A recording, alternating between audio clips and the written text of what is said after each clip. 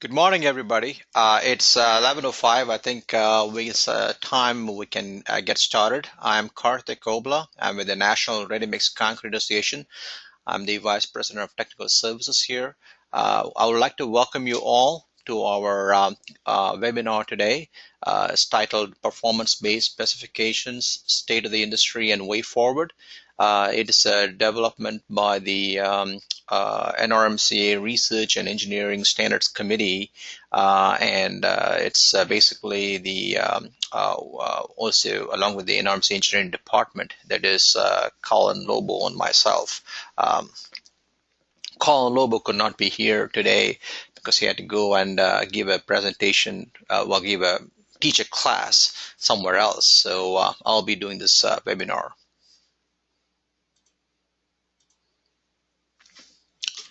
So thanks to our 2016 super sponsors. I just want to mention that. And before we get into the webinar itself, I just want to provide some general instructions. Because we have more than 100 people in the webinar, we have muted everybody. And at the end, we will unmute everybody, or we will well, at any point during the webinar, you can always type in a question in the question box. And at the end, I will go through it and answer it. And in the end, I'll try to unmute everybody. We'll see how it goes. If it's still leads to a lot of feedback, it does sometimes, then we will mute again. Now, as I said, you can always type questions in the chat or the question box. If you have any login problems, that's the 800 number to call. And the presentations will be recorded and uploaded later on our website. You will all get a link for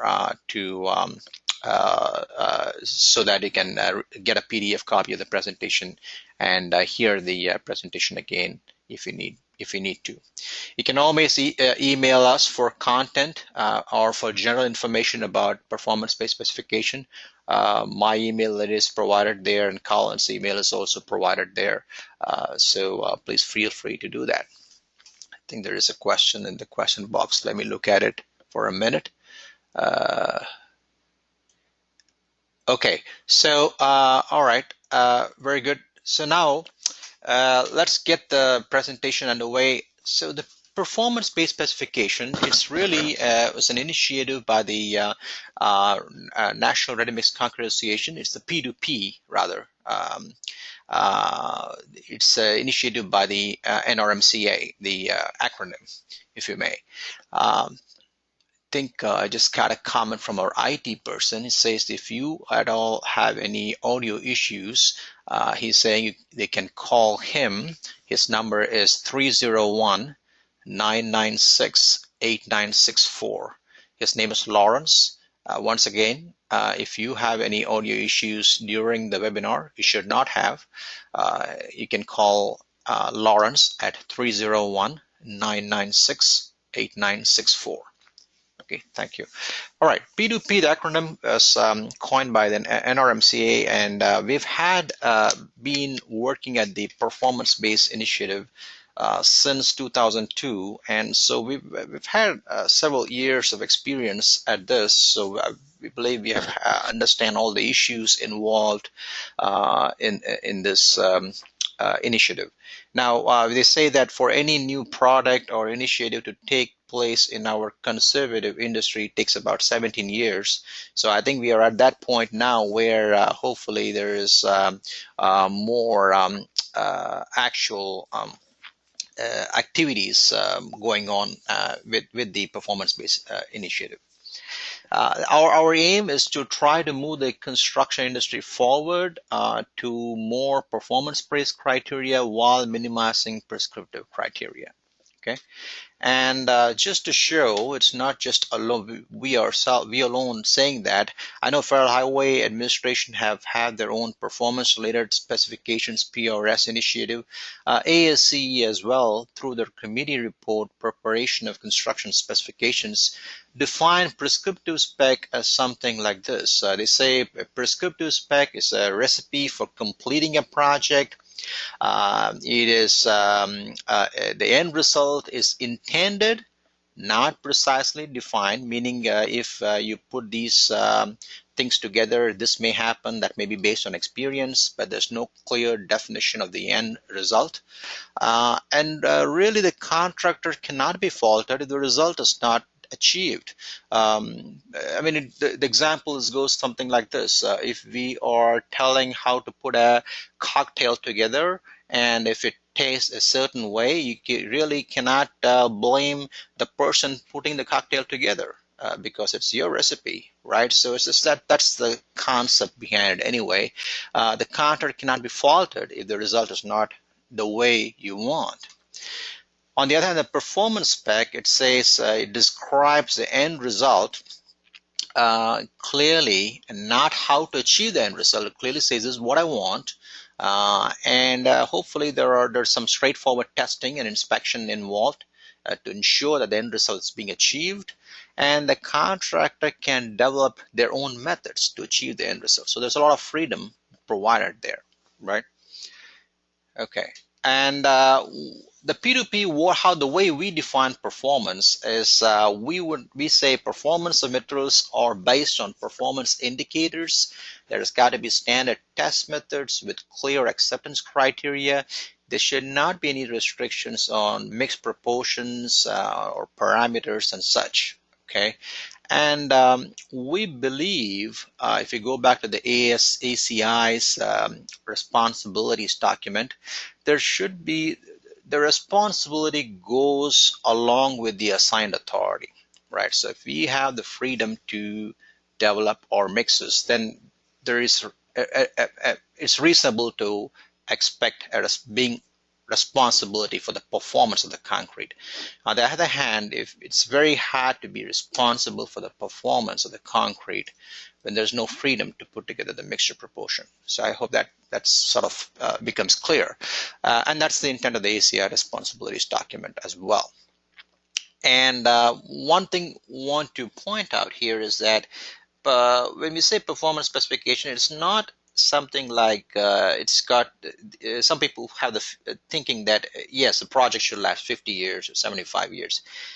That's not the intent, because when you're talking about service life, there are a lot of other parties involved, such as the design, the specifying agency, the contractor, and the producer. So all of them have a role to play for that final service life to happen. For example, the cover thickness, which is what the engineer designs, the curing, which is the contractor designs, and of course the mixed proportions and so on, the concrete producer designs. Okay, so it becomes hard to just have one person involved. So it's not about service life as such.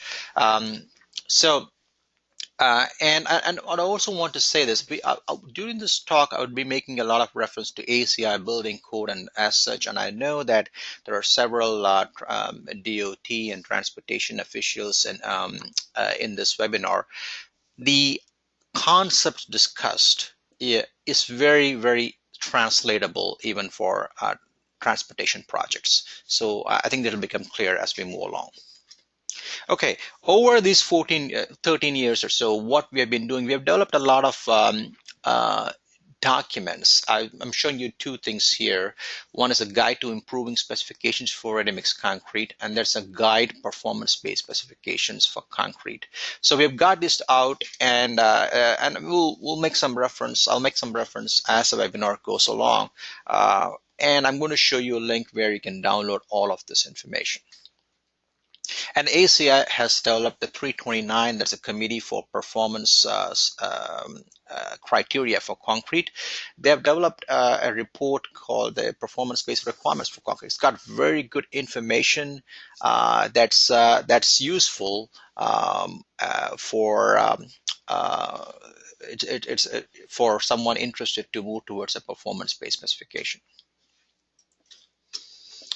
And just want to provide some background. We also have developed this NRMC quality certification. About 7 years ago, we had a focus group of engineers who were specifying engineers. We asked them, what is your main concern about moving towards a performance-based specification? And one of the things they listed was the credibility of the concrete producer itself. They want to make sure that the concrete producer is capable enough to supply the concrete for the performance project. They say if they put a performance spec out, they want to know how to qualify the producer, and say they want a qualification system, and this NRMC quality certification was an outcome of that.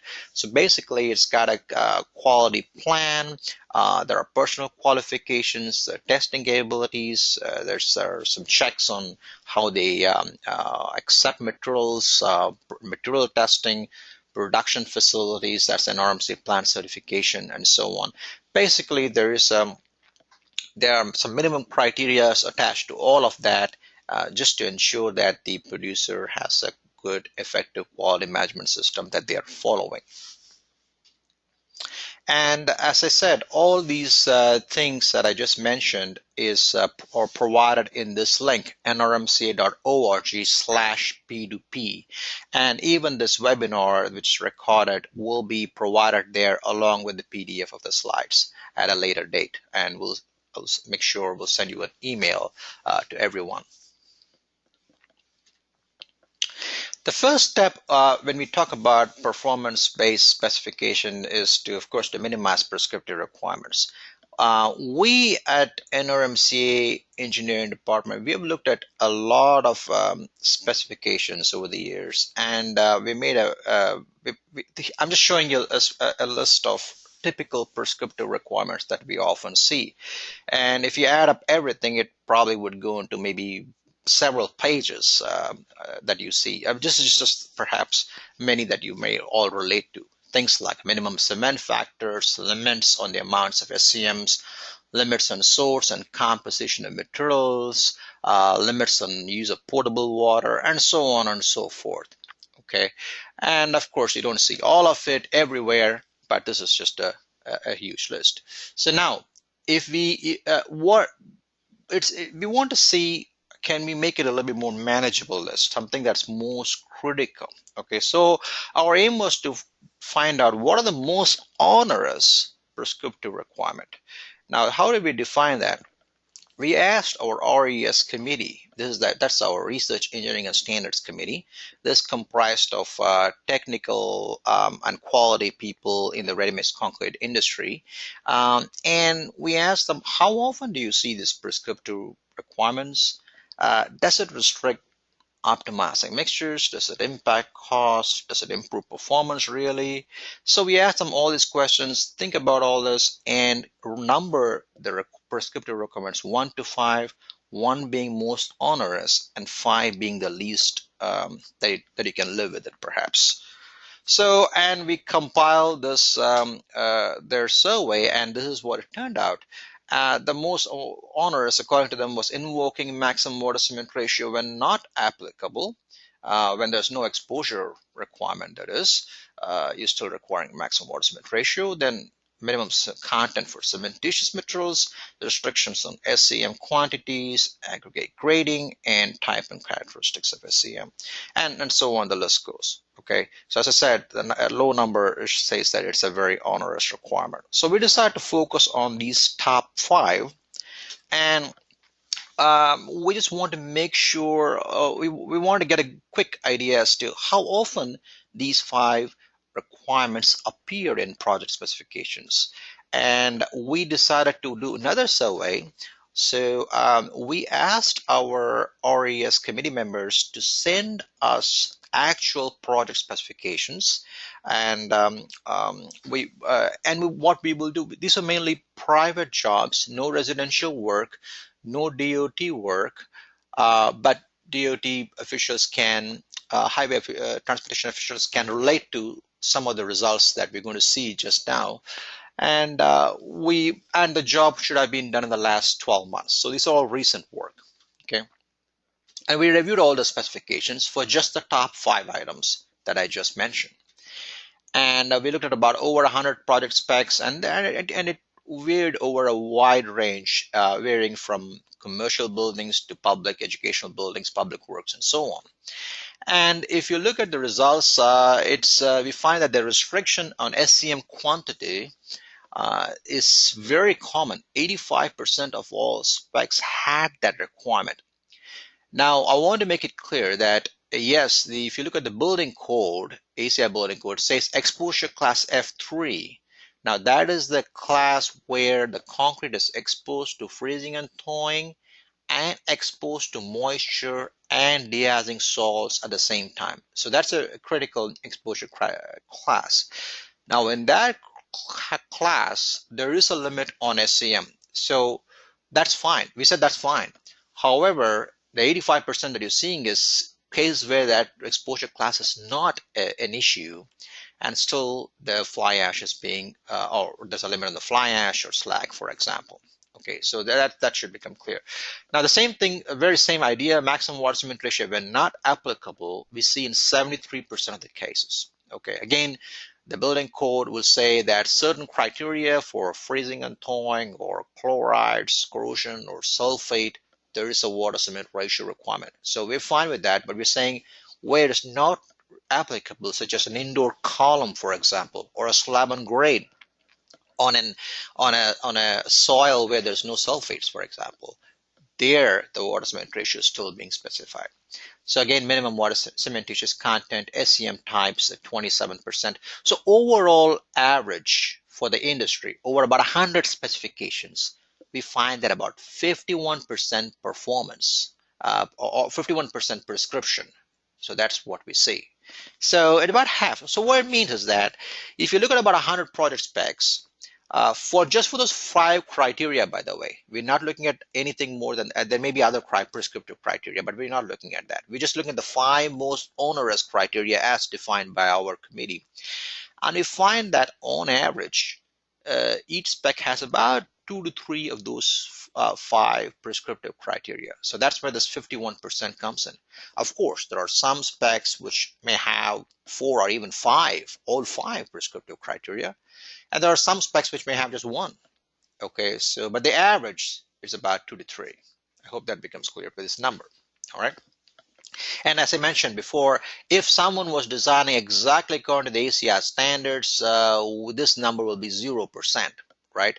But clearly people are putting a lot more prescriptive requirements over what ACI standards are telling us. Okay, so we compile all this in an article, the survey findings that was published in the ACI's Concrete International magazine last year, about 6 months ago. And you can download that article, or it's also available on our website at this link, by the way. And we also developed what we call the specification in practice sheets. This is similar to our CIPs. Hopefully, more of you are familiar with that. There's a concrete in practice sheets, the what, why, and how concept. Very simple 2-page sheets. Basically, we state each prescriptive requirement. We'll say, is this an industry standards? What is the basis for this? The implications? Is there any alternative? And benefits of the alternative. Okay, so we'll talk a little bit about each of those 5 SIPs today, briefly. So the first one, as I mentioned, is the limit on the SCM quantity, right? So this is, as I said, this is seen in 85% of all specs, and this shows up something like this. It shows up something, it's like fly ash should be limited at 25%. If you're using fly ash and pozzolan, that's a limit. Slag cement is 50%, and so on. If you look at when we did an industry average use of SCMs, that's supplementary cementing materials survey, back in 2012, this was our findings. We find on average, the concrete industry, ready-mix concrete industry, use about 457 pounds of cement and about 102% of SEMs, which works out to about 18%. Okay, so on average, we're using, if you look at the whole ready-mix cubic yardage or cubic meters of concrete as a whole in the US, we're using about 18% of the total cementitious materials is SCMs. Now, there's a lot of research which says, oh, you can use 30%, 40%, 50%, and there's a lot of interest by different groups to increase that number, make concrete more greener, for example, more sustainable, make it more like 30 or 40 or 50. And people, we ask a question, why aren't people using more SEMs when there is technology perhaps available to do that? And one of the key response was that specifications limit the SEM use to 20% or 25%, so on. So it becomes very hard to use a high number when that's the case. Okay, and this became clear in this survey that we just did. 85% of all specs had some limit. Okay, as I said before, exposure class F3 in the building code, where the concrete exposed to freezing and thawing with frequent exposure to water and de-icing chemicals has these limits on SCMs. Okay, fly ash 25 and slag at 50 and so on and so forth. Um, However, we found that this ACI requirement is being used very widely for structures where that sort of an exposure class is not present, right? Where there's no freezing and thawing, for example, maybe in a moderate or perhaps in the southern part of the US, for example, or maybe in an indoor environment, for example.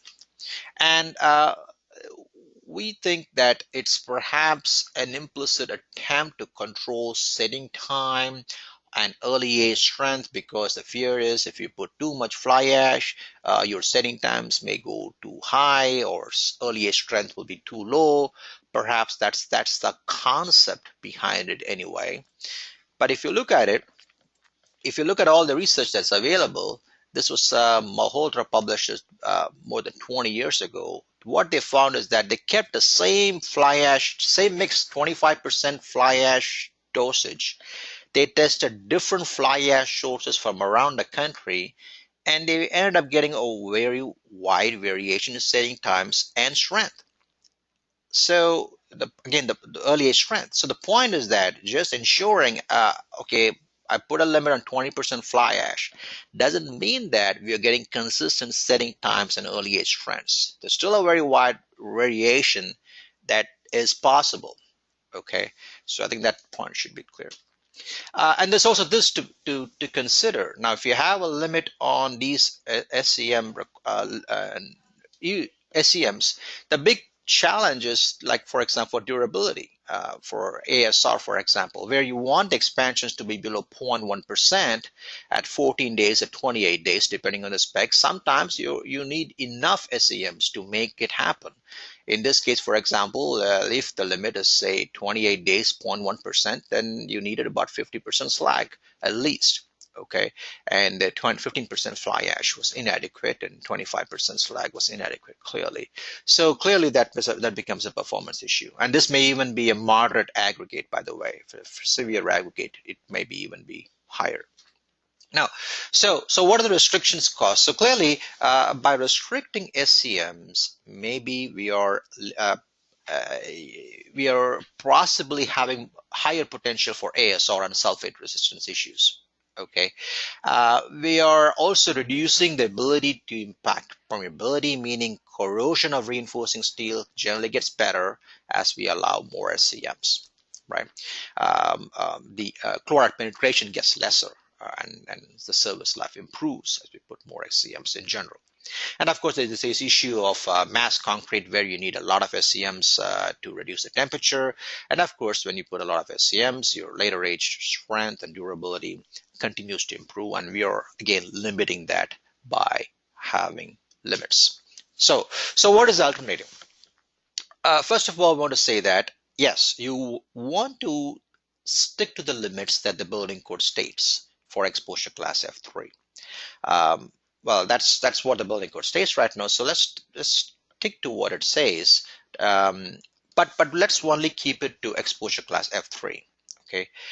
Now, I want to state that there has been research that has found that people have constructed bridge decks with 30% and even up to 35% fly ash in freeze-thaw environments where salts have been applied, and they have not seen scaling issues.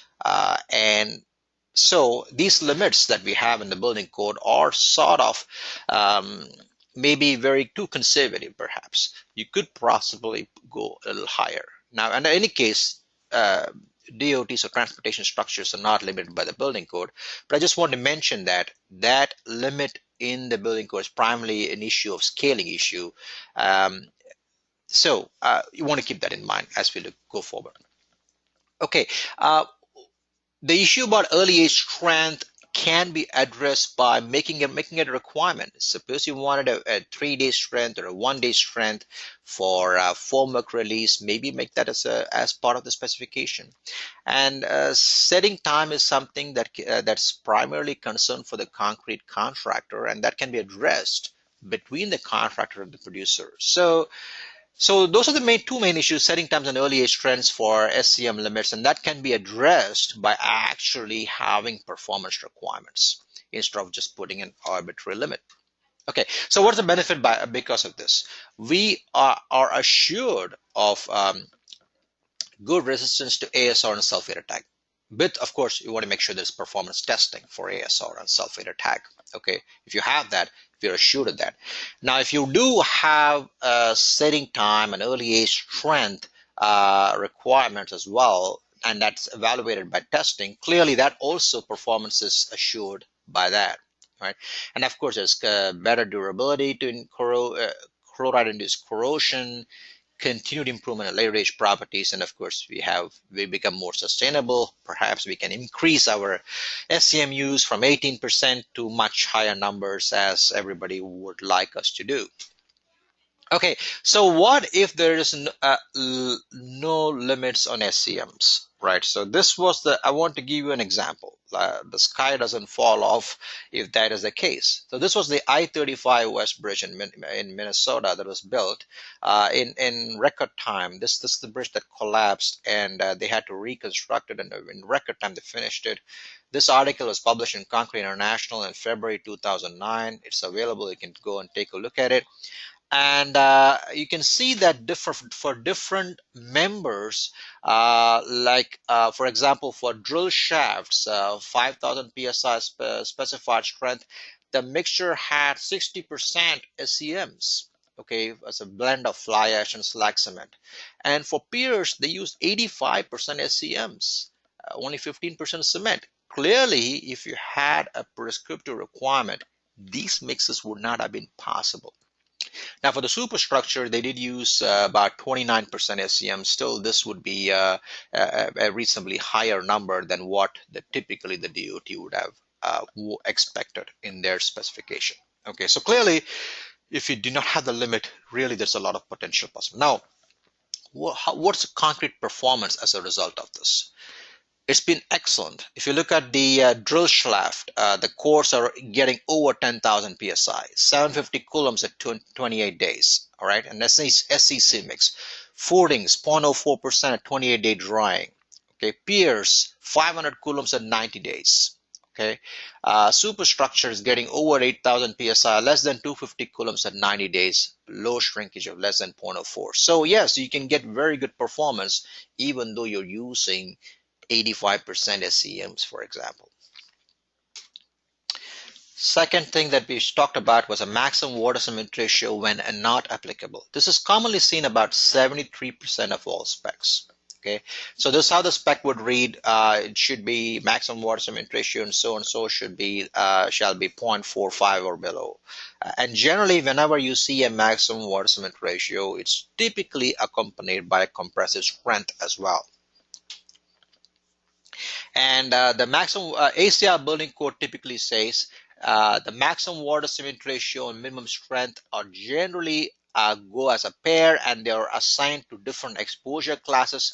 The F is for freezing and thawing, W for water permeability, S for sulfates, and C for corrosion. So clearly, for different exposure classes, there are different water cement ratios, and consistently they are expressed as a pair. Low water cement ratio strength requirement goes up.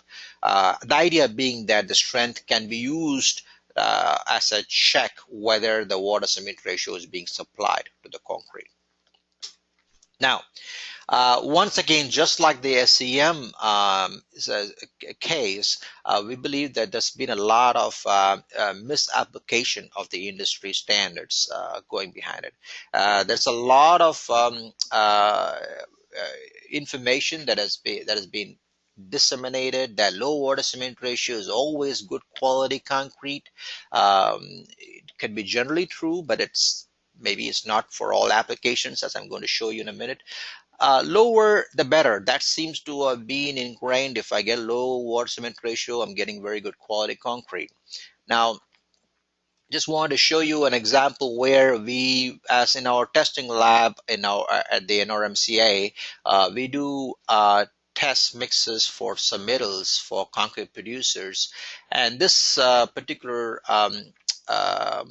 mix we did was for an interior non-air topping mix. So there's no exposure for this mix. Okay, so they require a number 8 aggregate. Number 8 aggregate, by the way, is a small aggregate size, 3/8 inch aggregate size. Okay, so basically a pea gravel type mix.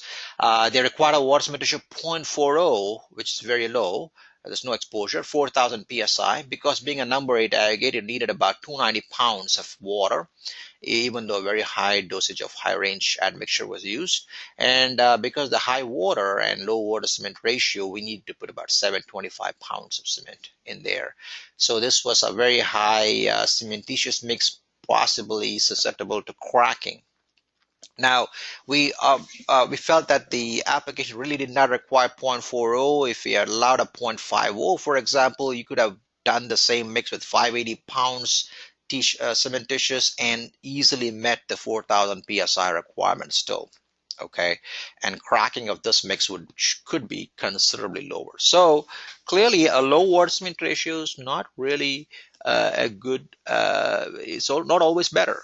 Okay, it has got to fit the performance requirements of the project. Okay. And also, we did a survey back in 2014. We asked our concrete producers, the RES committee, our technical committee, for different water cement ratios, what kind of average strengths do you get, whether it's a non-air mix or an air and train mix? And they report to us, let's say for a 0.40 water cement ratio, they get about 6,200 psi average strength. Okay, and so when we see a spec, for example, which says, oh, we want 3,500 psi specified strength. On the other hand, the water cement ratio is only 0.40. So clearly, if you look at what the concrete materials are yielding, if you put 0.40, you're actually getting 6,200, which is way higher than the design strength of 3,500 psi. So the intent of specifying strength and water cement ratios a pair, meaning that the strength is an indicator for the water cement ratio, is clearly not satisfied here, right? So the strength acceptance criteria will not assure that you're getting the concrete that you ordered. Okay, so that's clearly an issue because of the mismatch. Okay. So, what are the restrictions caused by the maximum water cement ratio requirement? If you have a very low water cement ratio requirement, workability can be adversely impacted, right? So we saw that in that number 8 aggregate mix submittal I just showed you. Now, if the specified strength is low, just in the last slide I showed you, adding a low water cement ratio requirement increases the strength, which means that your acceptance criteria don't work. You can't use strength as an indicator for the water cement ratio, right? Clearly, as I showed you in the example in the previous slide, it increased your paste volume and probably more cracking. Concrete is not optimized. You have too high cementitious, for example, for the performance that you really need.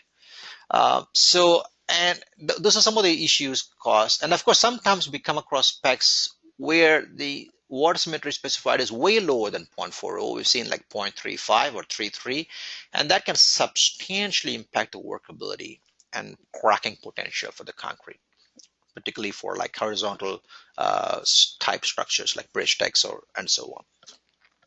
So what is the suggested alternative? So the suggested alternative is to specify the water cement ratio and companion strength for the exposure condition. And this is very important. If there is no exposure condition, such as an interior element, or in maybe in a no freeze thaw environment, such as the southern part of the country, you don't really need to specify water cement ratio. Okay, and as much as possible, try to avoid the disconnect between strength and water cement ratio, like a 3000 psi and a 0.40, for example. Because if the producer is trying to meet 0.40, the strength is likely to be in the 6000 psi range, and clearly that's not useful to a 3000 psi spec is not useful to check on the water cement ratio you're getting, if you may. And of course, a watt specified watt metric considerably below 0.40 because that can lead to a lot of issues with workability. Now, consider alternative performance-based test. That's you can always consider that if you're looking for performance, really low permeability, for example. So what's the benefit due to these suggested alternative? Um, Concrete is clearly can be optimized for specific applications. We saw that in that submittal slide that I showed you a couple slides ago. Clearly, there is lesser chance for constructability issues because now you're not having a very low water cement ratio requirement. And clearly, because the water cement ratio and strengths are given as a pair, you can use the strength as an indicator for the water cement ratio requirement. Okay, so that's a benefit of doing that. And of course, it improves the sustainability as well. So you can lose lower cementitious content. I want to give an example that can be used in, for example, this for a bridge deck or a marine structure or a parking garage in a northern environment where de-icing salts are applied. Uh, Typically, a low permeability concrete is desired with a low potential for cracking because in this environment, you do not want the chlorides to get into the concrete and corrode the rebar. And generally, the prescription that we see is a low water cement ratio, minimum cement content, SEM types and dosages. So that's a prescription we see. The suggestion with a performance alternative could be something like a strength and a paired water cement ratio, like the ACI numbers that we saw, like a 5000 with a 0.40 and a 4500 with a 0.45, for example. And perhaps something could be like a Coulomb number, ASTM 1202, or the resistivity, which is becoming more popular nowadays, being an easier test. So you could use either of that. Suggest a standard cure of 56 days or an accelerated cure of 28 days would be a preferred curing approach for these tests. And for the shrinkage issues, perhaps a free shrinkage prisms, something like a 0.05% or less at 28 days of drying. Perhaps these would be helpful to achieve low permeability concrete with low potential for cracking, okay, rather than having this prescription on the left side. Now, DOT, Washington DOT, really did have developed a performance specifications, and they have been doing this for about 2 or 3 years. And they published a report middle of last year, about June to 2015. You could actually Google and find this report. You see that number right there. That's a source.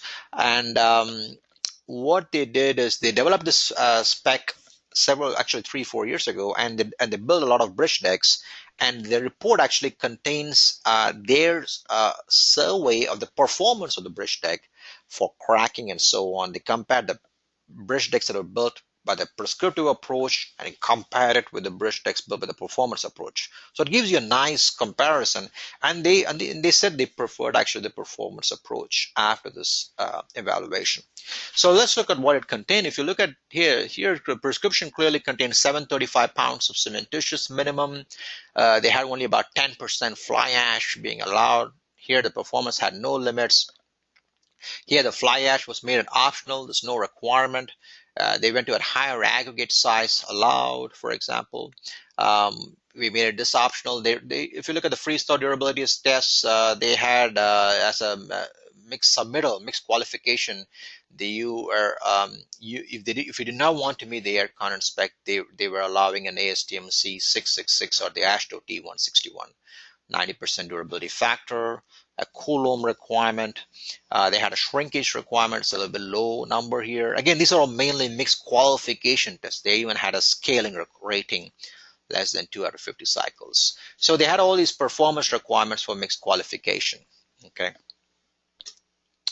so that could be an example that of spec for a bridge deck, for example. Now, if you look at the minimum cementitious content, that was a third criteria that was very commonly seen. It's seen about 46% of all specs. This is how it looks like. It goes something like this. And if you look at the building code, there's really no requirement in the building code which says you got to have this much cement in the concrete. Okay, clearly the building code does not consider it important enough to stipulate that. There are some cases in ACI 350 for environmental structures. There are some limits. And ACI 301 for floors has a minimum cementitious requirement. Mainly, they are interested in finishability of the floors. Okay, for different aggregate sizes, they have a minimum cementitious content. Again, that 30, again, that 301 is actually, I'm going to talk about later. There is a way you can show with the performance, actual performance, you can use lesser cementitious content. So here's again another job mix submittal we were involved with for one of our producers who were testing the concrete. The specification required a minimum cementitious requirement of 650 pounds. 15% fly ash was allowed. 4,000 psi strength requirement. Now, when we did the ASR test with that aggregate, it needed at least 25% fly ash. Now, the specifying engineer would allow only 15% cement replacement, and so the rest of the 10% fly ash was just added extra. In other words, they were replacing fine aggregate. Okay, again, this concept we ended up using a lot of cementitious, about 714 pounds per cubic yard. Again, a very high number for 4,000 psi concrete. So minimum cementitious content. So what is the basis? If you look at is there any basis for it? I guess one thing is that, well, maybe the engineer, the owner wants a was good durability, and if we say you got to put in 700 or 800 pounds of cementitious, you're forcing a low water cement ratio, because no matter how much water they add at the job site or poor quality control they may have in terms of water addition, you're still getting a low water cement ratio, like a 0.45 or a 0.5, for example. Maybe that's one reason. The other technical reason is that perhaps we have a high cement factor. You're improving the corrosion resistance of the rebar because now you have a more higher pH environment, perhaps. So that helps you with delaying the onset of corrosion. And the other one, of course, is the ACI 301 or 302, was saying that you want to have enough paste in the mix so that you get good workability and finishability. Okay, and of course, this is a very common theme. We've had this in the spec since the 1960s, and so we want to just keep it. We didn't bother to investigate it, right? So we did this research a few years ago at our lab, and we just published the final report last year. And what we did is that we looked at the same mixes at the same water cement ratio, like say, for example, 0.40 or 47 or 55, but we made it at different total cementitious contents. So as you see at a 0.40, we went from 500 pounds to almost 720 pounds. All of them at the same 0.40 water cement ratio. And what do you find? Really, the strength is very consistent within testing variation in general, okay? Regardless of the amount of cement you put in, okay? And interestingly, we find that it should not be, I guess, interesting in the sense that when you had a higher cementitious at the same water cement ratio, coulombs actually went up. Why? Because when you have higher cementitious, you have more paste. When you have more paste, paste is where the paste leads to higher conductivity, and that's leading us to the higher coulomb number. Okay, and chlorides come through the paste anyway, not through the aggregates as such. So a higher paste is contributing to a higher chloride permeability.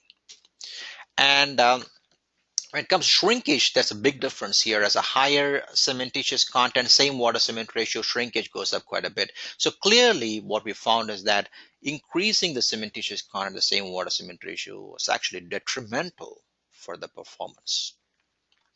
And that was the outcome of that research. And here's the other thing that could happen. This was an actual project. We were looking at some of the data that was published, that was provided to us, and it was interesting because this project had a 4,000 psi specified requirement, and it had a minimum cement factor of about 658 pounds.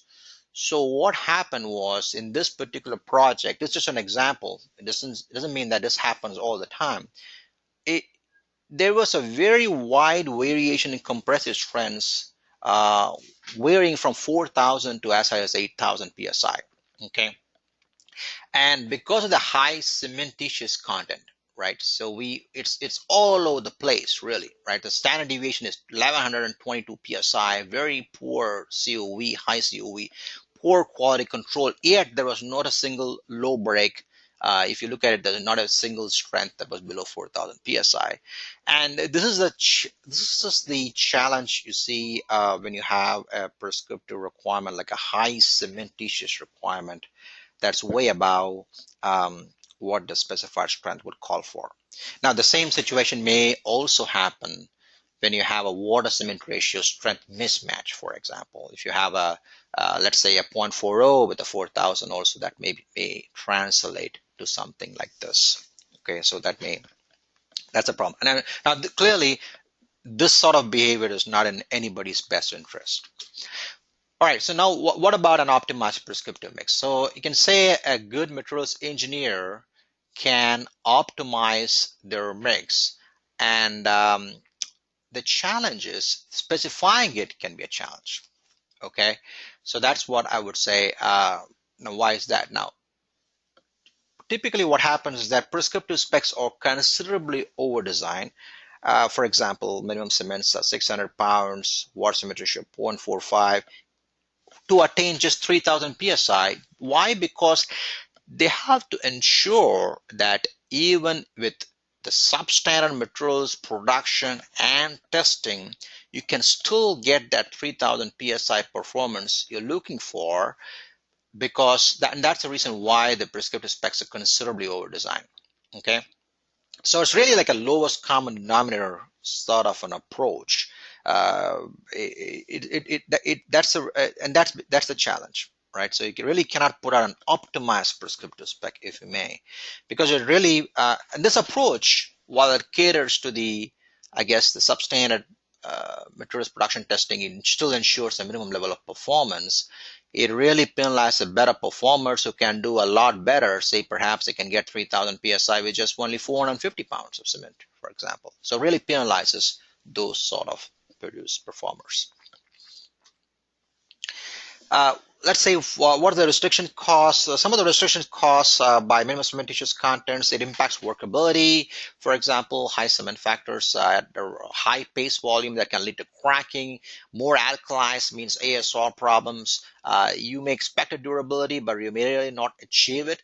And this is a big one, actually. As I saw before, it really does not provide any incentives for achieving a low standard deviation, because there's such a big mismatch between, say, the performance, like a low specified strength and a high cement factor. There's a big mismatch, and that really is no incentive for lowering standard deviation. And this really hurts everybody involved, not just the concrete producer. It really hurts the owner and the specifying agency as well, because if you have high standard deviation concrete, there's really no way you can test each and every truckload of concrete. The higher the standard deviation, generally, the lot higher the chances of or for poorer performance. And there's a lot of things you're not testing, a lot of trucks you're not testing, and that is something that's a concern. And of course, it's not supportive of sustainability initiatives as well.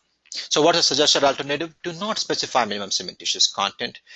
Use ACI durability requirements when applicable. If the intent is low cement water cement ratio, specify the appropriate water cement ratio. So 0.40 with a 5,000, 0.45 or 4,500 would be very consistent. Okay. Then you can use a strength as an indicator for the water cement ratio. Specify the internal performance. Really, if you're looking for coulombs or resistivity, it's better to specify that. There's really no technical basis for minimum cementitious if that is done. Okay. Now, ACI 301, as I mentioned before, has that table for addressing workability reasons, finishability reasons, but even ACI 301 does allow a test slab placement as a markup. And if the finishability is sufficient, they say you can go lower than the cementitious limit. Okay. So what are the benefits of suggested alternatives? So some of the benefits of concrete performance can now be verified. Clearly, you have the testing, you're ensuring it performs well, even in case of workability. You have a mock-up slab, you're finishing it well, so you know that. It really provides incentives for a quality focus. Someone can lower the standard deviation, take advantage of hitting a lower average strength and benefiting from that lower material cost, for example. Now, it also now a knowledgeable producer can optimize mixtures, right? So this is a very important thing because previously, if you say all producers, whether someone good quality or poor quality, all of them have to put in 700 pounds of cement, really there's no benefit for someone to learn more about the materials, how they can optimize it. There's no benefit of someone to become more knowledgeable in general about what they're doing. So and that happens really. It's not really again in best interest. You want everyone to be more knowledgeable about what they're doing and strive towards better quality. So that's where a prescriptive spec falls short. It can going to a performance again can reduce potential cracking, ASR. Now you're testing it, and then support sustainability as well. So the fourth one I mentioned is the SCM type and characteristics, and is seen about 27% of the specs, so it's not as much as the other three that we just saw. Generally, you see things like this: Class C fly ash is not permitted. CaO content of fly ash shall not exceed, say, typical the number seen is 10% or 15%, for example. Sometimes you see slag cement is not permitted. Sometimes there's a limit on LOI or fly ash fineness, for example, even alkali content of fly ash. We have seen all these requirements. Okay. Now, if you look at it, the ACI building code permits fly ash. It should be conforming to ASTM C618. That's all that ACI 318 says. There are no additional restrictions. And if you look at 618, it's got a few requirements. For example, for a C ash or an F ash, the LOI is 6%. That's it.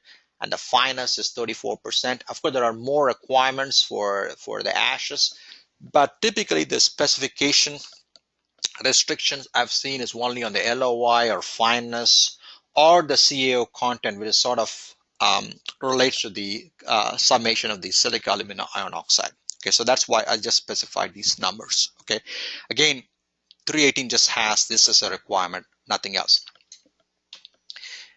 Now, if you look at the possible basis, is that Class C fly ash generally may not be as effective. That's technically accurate. It may not be as effective for ASR or sulfate resistance, okay, depending on the source.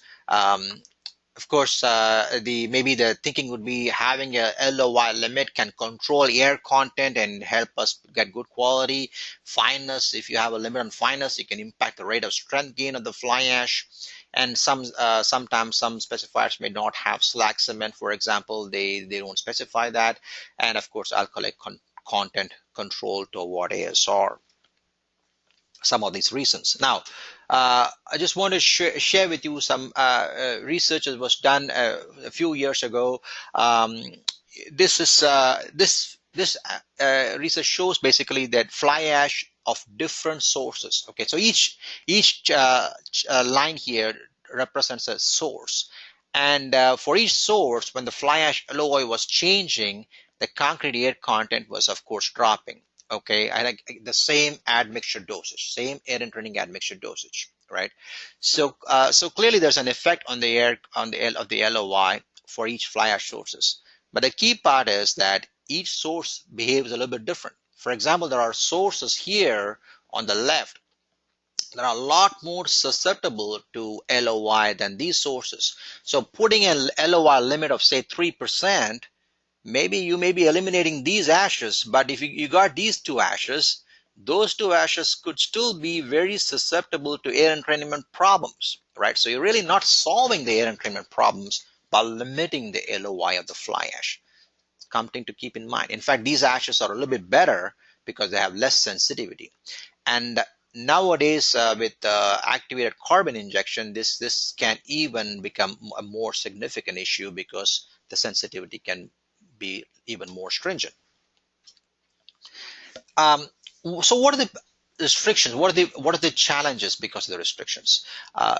Someone may have fly access available just next door, just a few miles on the road, but they may not be able to use it, and that can lead to significant performance. They may have to ship it from long distances. There have been situations where people are railing fly ash thousands of miles to satisfy specification requirements.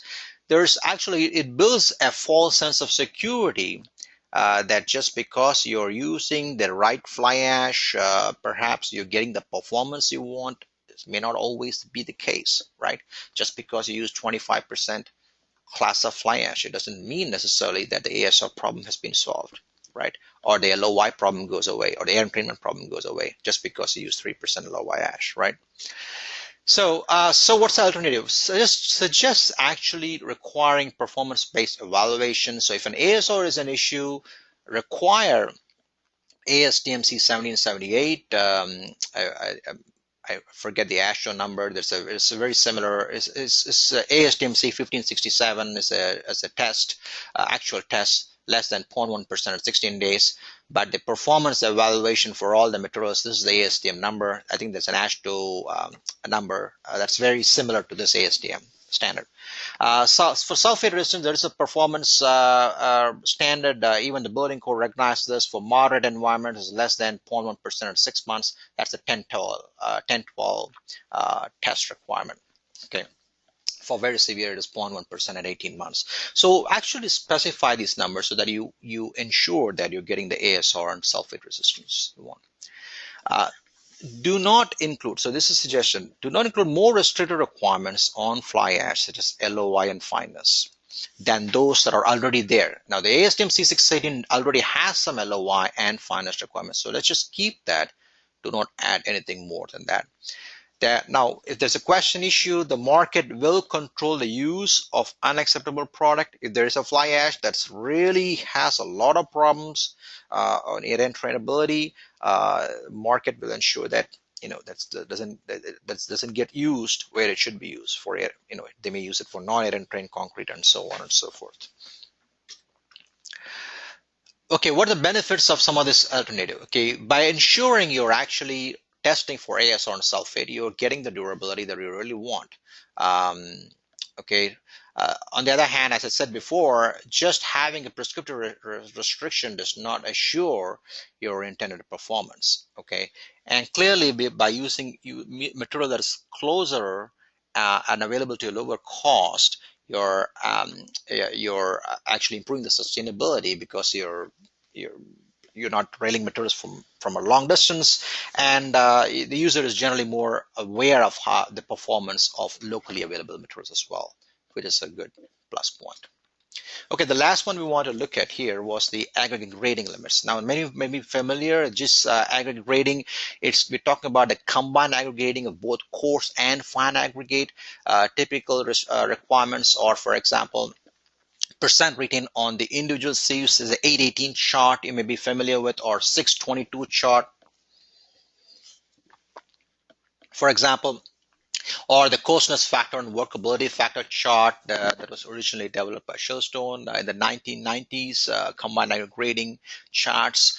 There's also this 0.45 power factor chart that's more common in the asphalt industry as well. So we've seen all of these being used in specifications generally for for slabs on grade type applications. Now, if you look at the industry standards, the ACI building code does not have just says aggregate should conform to ASTM C33. There are ACI 3 building code does not have any requirements on grading of combined aggregate. Now, if you look at C33, C33 does have grading bands for coarse and fine aggregates separately. Again, there's nothing on combined aggregate rating. Now, ACI 3021, which is a non-mandatory guide, does have specific requirements for combined aggregate rating, and they suggest it for mixture proportioning for floors. Okay, so that's a guide if someone wants to look at it for all the three requirements. So what is the basis of having these requirements? Perhaps one basis the proponents would argue is better aggregate bracking. It reduces the paste, then it improves workability and finishability. It reduces shrinkage, joint spacing, curling, and so on. So all of this are very good. Now, what is the restrictions cost? The intended performance may not be achieved, right? So we did some research way back and published a report, I think it was 2007 or so, thereabouts, 2005 perhaps, thereabouts. What we looked at aggregates around the country, really could not find an improvement in aggregate packing as was claimed. And really the performance did not really improve in shrinkage or water demand as was claimed. So that may be the situation. It really provides a false sense of security that just because we met, the aggregate rating 822 or 622, we are getting good concrete that doesn't crack. Well, you get that false sense of security that's not and it becomes an issue of responsibility as well. So if you really met all the requirements for a grading or cement factors or mortar contents, so and if the final application you do see cracking there, who's responsible for it? So it becomes a issue of responsibility assignment. And really, this is also this. You really cannot verify it during the project because aggregate gets handled at different places. So someone could get can get a submittal which shows a nice compliance with the aggregate grading spec, but when you move the aggregate around so many times, it may fall out of spec. So there's no way to verify actually what what was supplied was the same as what was ordered. And there's an issue of availability of size and storage at plants. Not all plants have multiple bins where they can store a lot of aggregates. And we've come across many members who really actually use several aggregates on a regular basis, okay, 2 or 3 aggregates. The challenge is they just could not meet a specific spec, okay? But then they go and show that they can get the performance that the specifier wants, and that's ultimately what has been the case, that the specifier says, okay, as long as you're getting the performance, which is finishability, low shrinkage, I'm okay with it. Okay, so that's what the thing goes around it. So now the way we feel is the optimized grading is a tool for mixture proportioning. Okay, should not really be a specification requirement. Okay, so what is the suggested alternative? The alternative could be things like consider a performance test for shrinkage, for example. We suggested several times, perhaps a 0.505 at 28 days, C153 shrinkage test. If you're looking at finishability, workability, test slab placement, ACI 301 requires it in lieu of the minimum cement factor, so that could be considered. And also look at track record. If the producer and contractor has a successful service record with floor mixtures, perhaps that's something worth looking at. So what are the benefits having this alternative is that by requiring a shrinkage requirement or a finishability evaluation, you're assuring that the performance is being attained. Okay, and clearly there's a good assignment of responsibility here, more clearer anyway than the one before, where someone met the prescription completely, but the performance was not there. Then who's to blame? That becomes an issue always. Now, By using local materials and reduced storage issues, lesser cost, obviously, and of course, that also translates to sustainability. Okay, so we talked a lot about floor slabs having this requirement a lot. Generally, floor slabs, there's an interest in reducing cracking and curling, getting consistent setting time, getting workability and finishability, and getting good flatness tolerances. And if you look at the prescription that is suggested at 302 document, for example, it says cement content. They have a cement content with something, I think, 520 pounds cementitious content. They will have a aggregate grading requirement. They will have a water content, generally 280 pounds, I think is what they recommend. Mortar content requirement, SCM limit, they will say 15% or 10% or no more. So they have a very restrictive prescription, which they believe will attain all these above requirements. And really, if you look at it, what they're really looking for is low shrinkage, which could be specified by 157, a reasonable setting time, and that's mainly why they have a low SCM requirement, which can also be discussed and put a number to. And workability and finishability can be addressed with a test lab placement. As I said before, we have developed several uh, I guess products, if you may, for people to use to developing performance-based criteria and specifications. I just want to touch base on one, a guide performance-based spec for concrete materials. So basically what the suggestion is the engineer, well, again, this goes to the building code, but I think even a transportation official can relate to this. They can look at different structural members that they're building, and they can assign the exposure classes for each member, the specified strength, the water cement ratio that the exposure class calls for. So they just use that. If say for F3 it's a 0.40, so they'll put a 0.40, and for F0 there's no water cement ratio, they will leave it blank. Okay, they'll have to put the nominal maximum aggregate size, because that is controlled by rebar spacing, and that's something only the engineer would know. So they would require that. Air content requirement, a slump or slump flow, and chloride limit would be a requirement as well, uh, because again that comes from the building code, and temperature limits as well.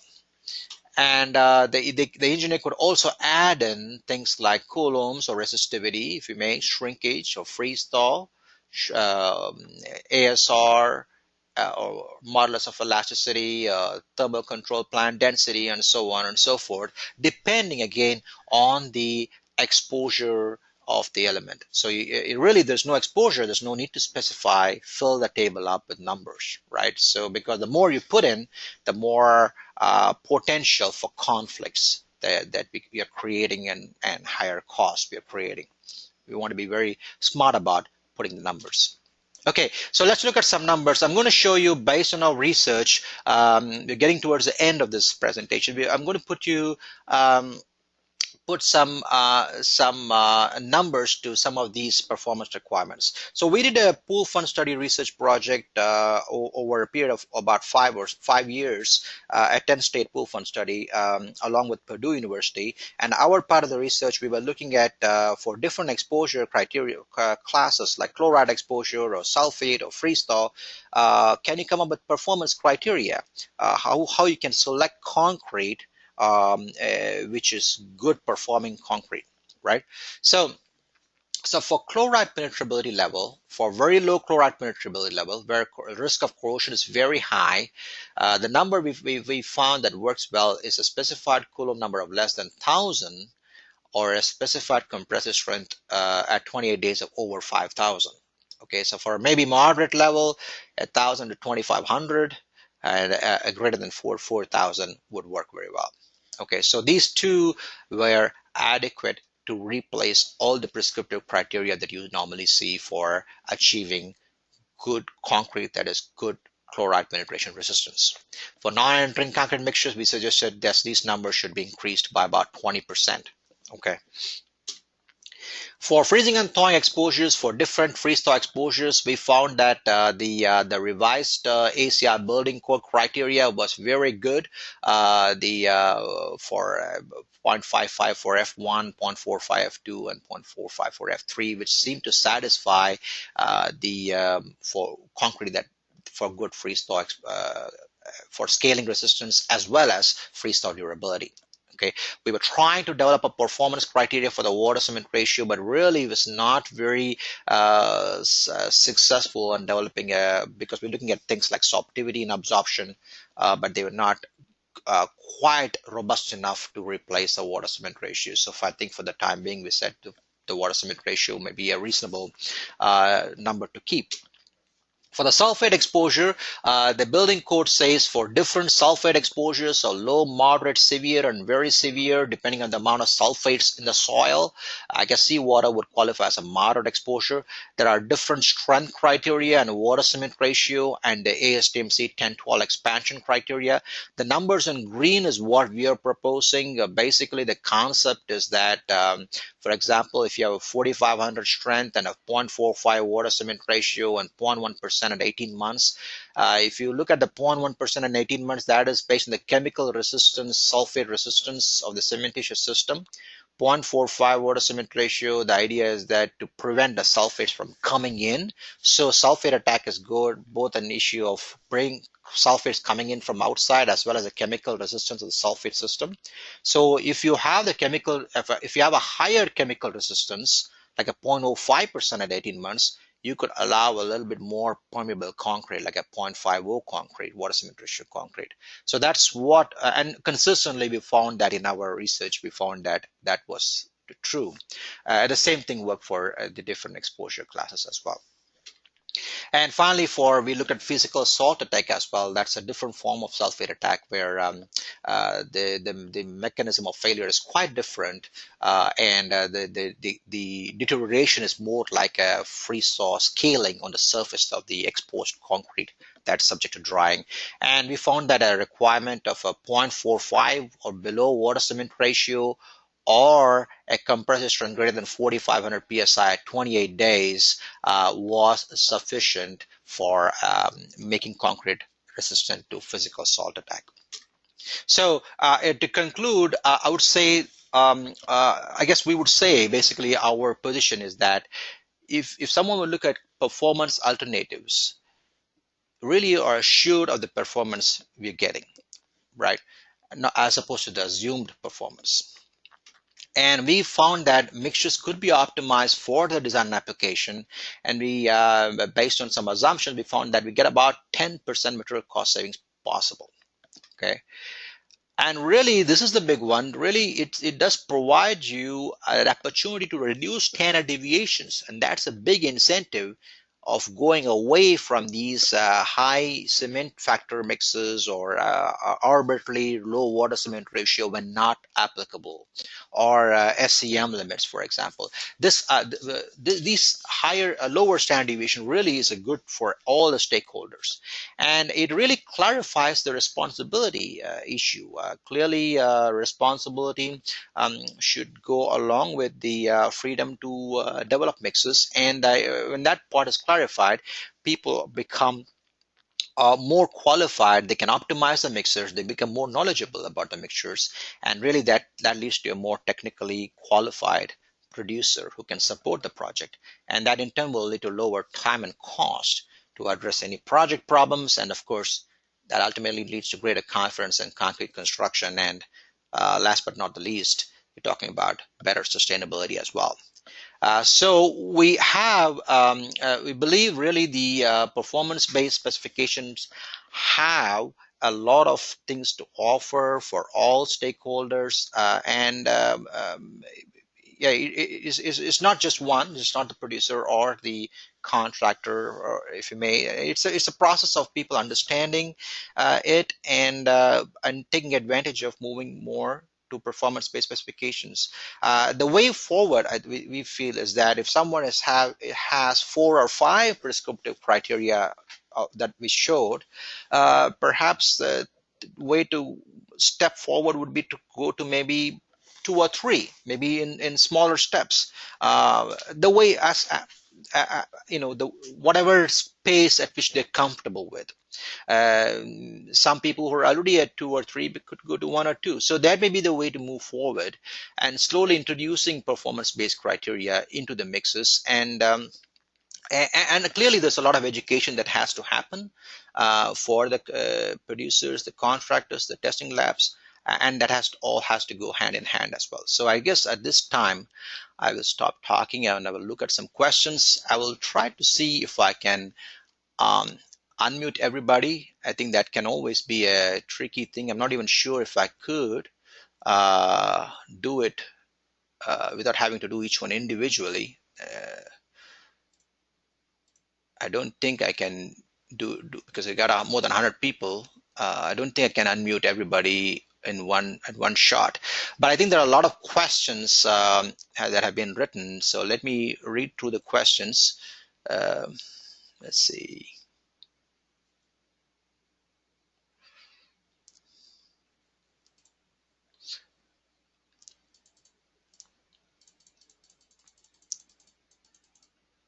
So if you have any questions, please do write the question down.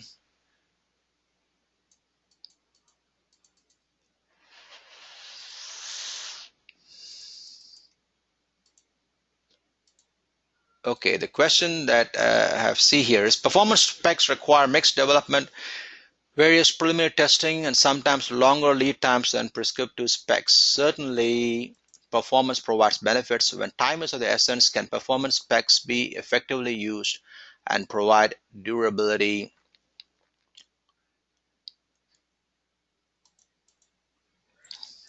Provide durability assurances, especially if pre-evaluation testing can't be completed prior to use.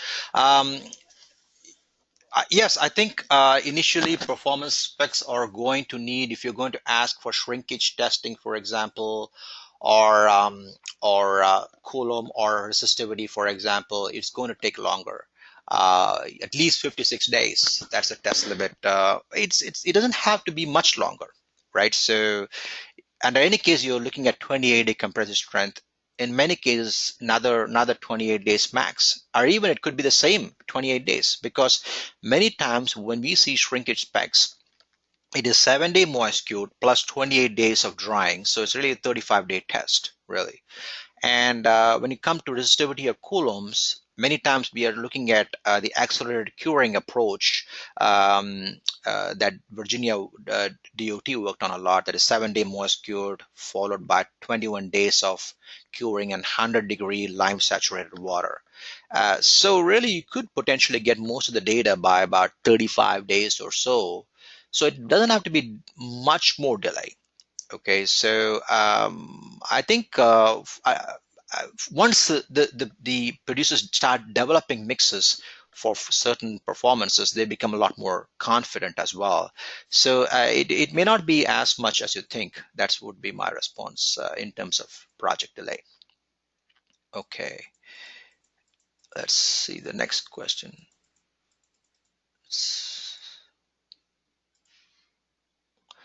Okay, here is one question here. Please define nominal maximum aggregate size. Well, nominal maximum aggregate size is defined in ASTM 33. It's I think if I can say it correctly, it is the aggregate size in which 100% of the aggregate are permitted to pass. Say if it's a coarse aggregate, and number 57 would be a 1 inch, number 67 would be a 3/4 inch.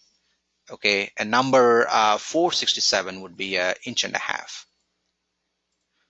Okay, here's a question. Why should the engineer specify slump or slump flow? It should be the contractor, as he has to get the concrete in place. Yes, that's a very good question. Yes, I agree with that comment. The engineer does not really need the slump or the slump flow. It's really a constructability issue. Whether you're slip forming or type of placement is really a contractor is the one who should decide. Again, a very similar thing to setting time I would say it's the same thing. Perhaps even if you could extend that to early age strength, it's a contractor issue. I think the slump flow was there because originally ACI 301 was requiring that. I think now they have made the change to remove slump flow or slump. So I think that that column should not be there. Okay, next question was for the slag cement strength data, was that air and train concrete and were any mixtures subject to freeze thaw testing? Um, so I'm not quite sure. I cannot recall which slag cement strength data this could be referring to. I think I could probably, if there's an email that was sent later, I could probably address that more closely. All right, there's a question. Is there a proposed standard or test method for resistance to chloride permeability in plastic concrete? Okay, no, I do not think so. Um, I wouldn't even know how someone could go about doing that. I think some other people could perhaps answer the question. Maybe Doug or someone perhaps who's in the call could answer the question. I will try to see if I can uh, find and unmute Doug before I get, let me get to the other questions first. Okay.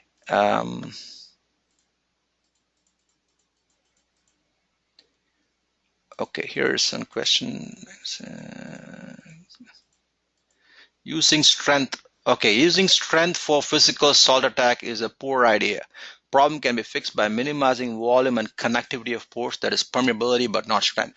Okay, yes, so the idea of strength, I understand that that's the philosophy that goes behind whenever someone says use strength for durability. We looked at absorption, okay, and we looked at sorptivity because it seemed like very much those would be the ones that could make sense a lot. And we looked at coulombs, and we looked at conductivity, which is really the inverse of resistivity. None of these things had a good, clear linkage with the failure by PSA, physical salt attack. The only clear thing was the water cement ratio. And when you talk about water cement ratio, strength seems to have a good correlation with water cement ratio, and that's where the strength came in as a performance option. And if someone wants to just use 0.45 water cement ratio, that would also be would be fine. Okay, so I think that's let's see. Again, coulombs was not good at all when it comes to that situation. Okay, how would you rate the success in getting the private sector projects to use performance-based specifications? My experience has been it's difficult to get specifiers to do something different than they've been doing. Yes, it's true. It's not easy. There's a lot of education that has to go in it. There have been some projects where they've gone to performance-based specifications. For example, there have been some parking garages that walk-up parking has been involved in Indiana, this in Illinois, and so on. I think the Trump Tower example was also provided, where there's a lot of performance-based criteria, primarily in the that's in Chicago. I think Skidmore was involved in that. Yes, so you're absolutely right. I think that so the aim would be more, as has to be rather, to look at these criteria. So if a specifier had been specifying 4 or 5 prescriptions, perhaps try to go to maybe 2 or 3 in the first place, and maybe make it slowly, make the move slowly, and rather than go to completely all performance. It does not have to be radical right away. Okay, let's see. Then another question. Um, when allowing optimized gradations, do you require the producer to develop gradation C ranges like for a standard ASTM aggregate specification? No, the way I have seen optimized gradations are you just have a combined aggregate grading chart where you have the sieve sizes on the x-axis, on the y-axis you have the percent retained. that would be your 822 chart. um, and there is no another requirement to have the coarse aggregate to have this sieve range, and the fine aggregate to have that sieve range. It's always a combined. That's what they're looking at. Okay, and hopefully we're trying to say that that's not really needed. We can really go to a performance ideally. Um, okay, so there's another question. For sulfate attack, limiting water cementation more important than 10-12 testing on cementing materials. 0.50 is far worse than 0.45 or 0.40.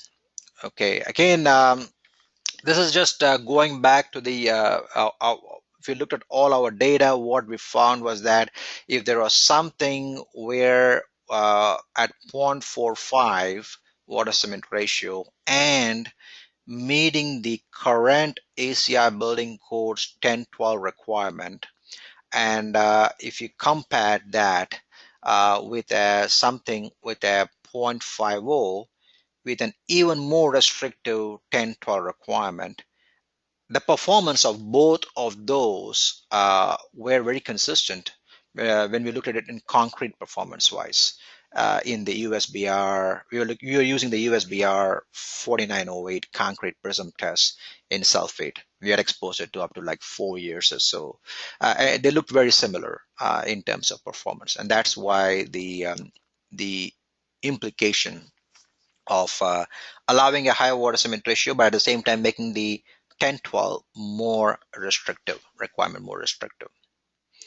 I think this is something we can discuss certainly at a later point. How do producers assure they are giving a consistent optimized gradation? Again, that's the point that I was trying to make, is that if you have an optimized grading spec, it may be a good thing that you could get it in a submittal at one point, but the way the aggregate processing changes even at the aggregate suppliers case, and then once it comes, the aggregate supplier handles a couple of times, and then once it comes to the concrete plant, it gets handled a couple of times.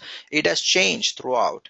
So the actual concrete grading, it may not necessarily meet the exact grading that was submitted. So really, that's why we really ideally would want to move away from this combined aggregate grading specification requirements and have a discussion about performance requirements and criteria instead of that.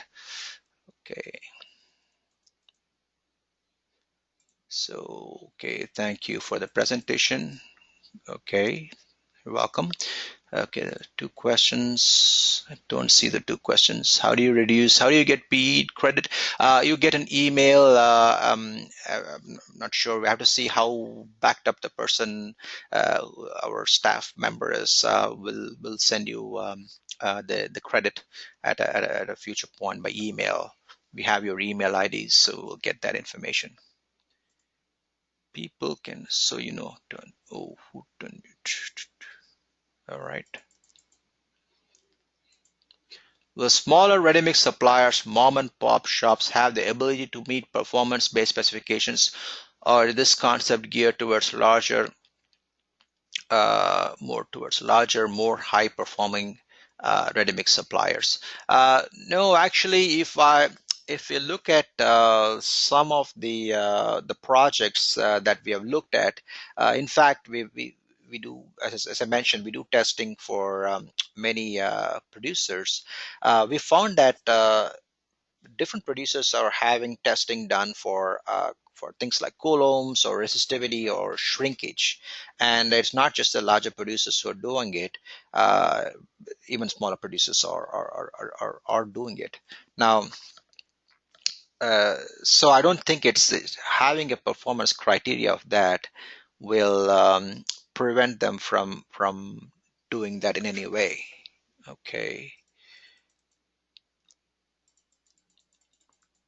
So yes, it is true. There's a little bit more cost involved in doing the testing. So I guess that would be the one, whether they would be somebody would be willing to be involved in that.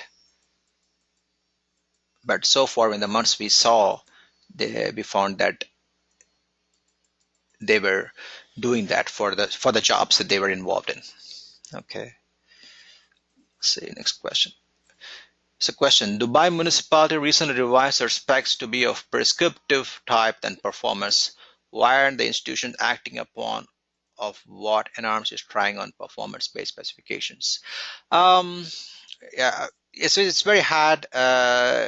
Clearly, I think, if I remember correctly, the Dubai municipality, they were very interested to go towards a very green concrete, so they required a very high SEM content in all the concrete. So this was the other way around.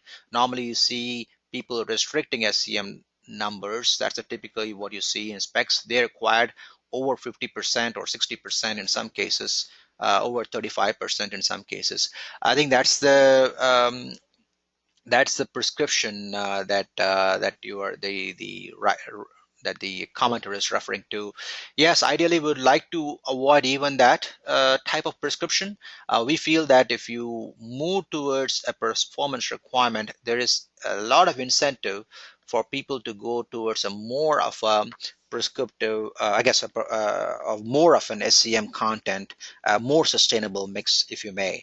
Now, there may be other ways to achieve the same thing that the Dubai municipalities are interested. Perhaps moving to if people are getting more in the involved in CO2 calculations for concrete and so on and so forth. Perhaps a requirement of that. But I think that's something more in the future than now. That will also have a way of using higher SCMs. What is the progress with evolving DOT specifications? Is there a parallel strategy to produce a single performance specification across all DOTs? Okay, I think there is a lot of DOTs who are very involved in the performance related specifications concept. I think I showed you one DOT, Washington DOT, who already have a performance bridge deck spec out, and there's very little prescription there.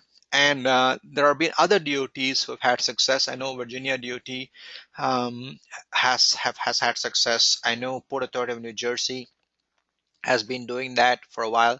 Illinois Tollway has been doing that as well.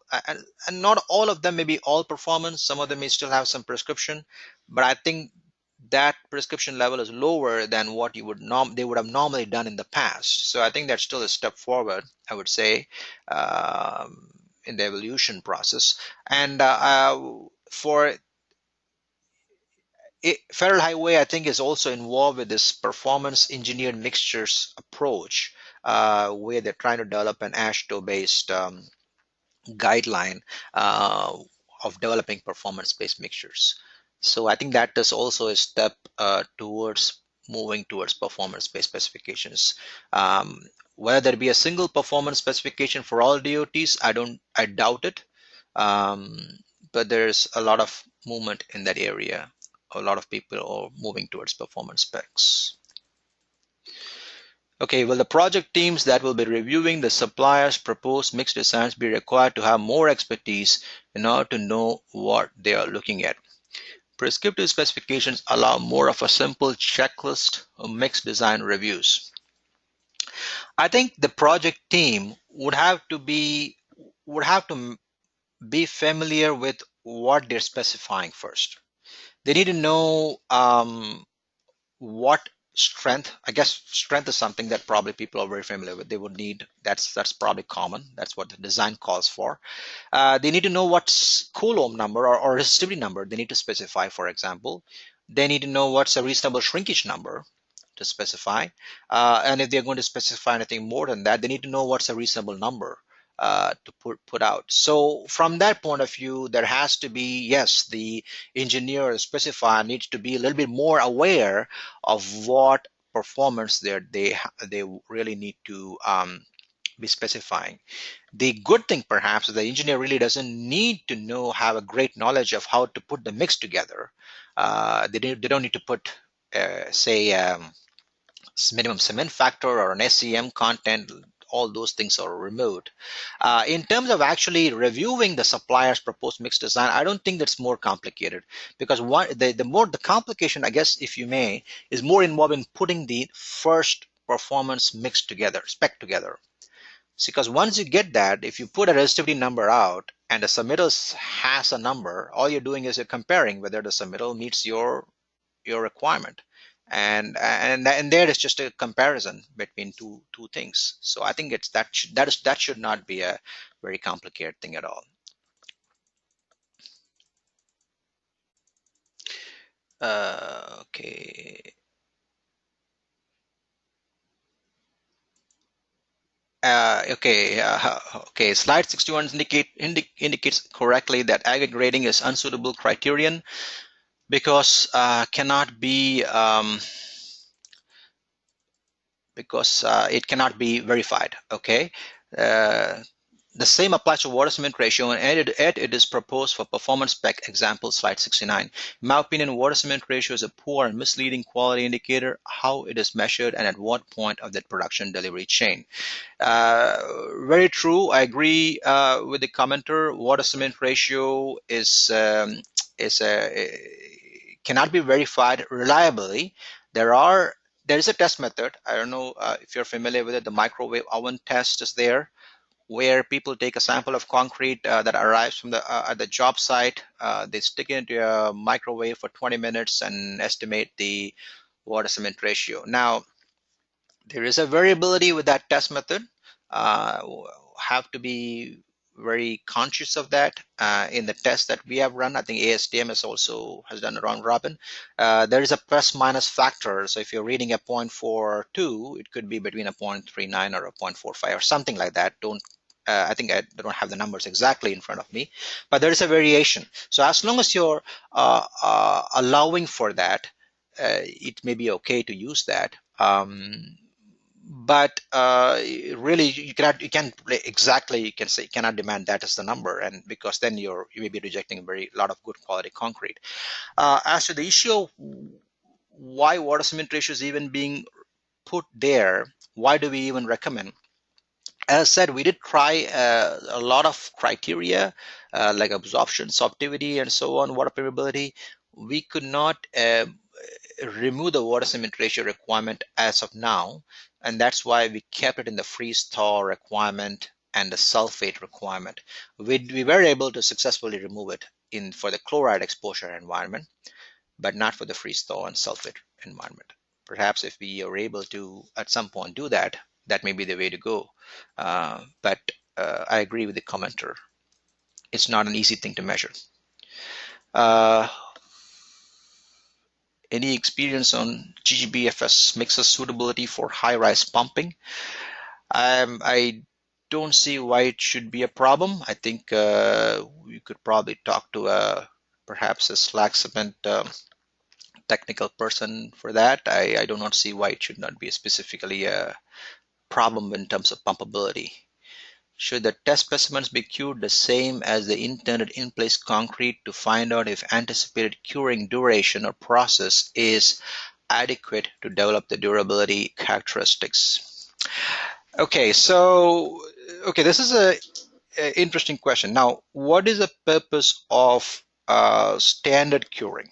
Right, that's the purpose of standard curing of concrete. Let's say for strength, for example, is to figure out that if you ordered 4,000 psi concrete, you're getting you're getting 4,000 psi concrete, and that's the only purpose of standard curing.